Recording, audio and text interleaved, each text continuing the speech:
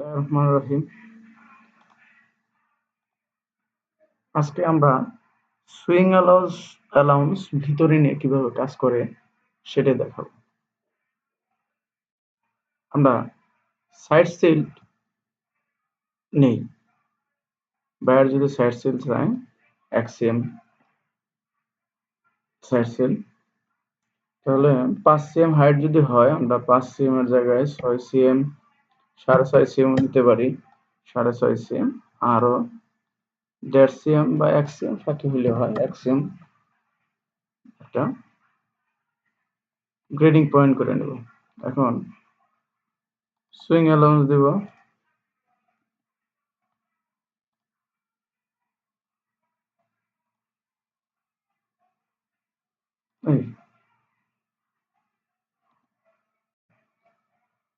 এখন আমি এই সুইং অ্যালাউন্স ভিতরে নিয়ে কাজ করব।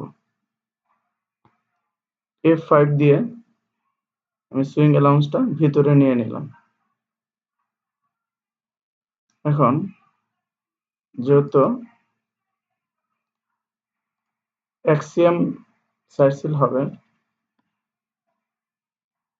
এক্সিএম মুড়িয়ে সাইড সেল করা হবে, সেই জন্য আমি এটাকে এক্সিএম কন্ট্রোল শিফট এম চেপে বাড়িয়ে নিচ্ছি।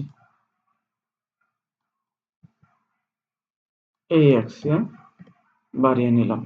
এখন এটাকে আমি শেপ দিব।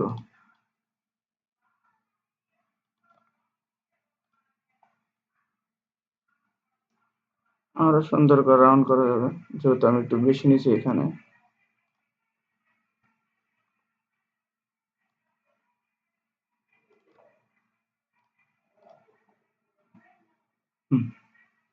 এইবার এটাকে আমি লক করে দিব।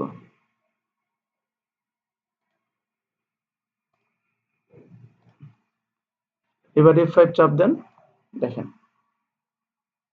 ভিতরে নিয়ে কাজ করলাম। এই ছিল আমার আলোচনা।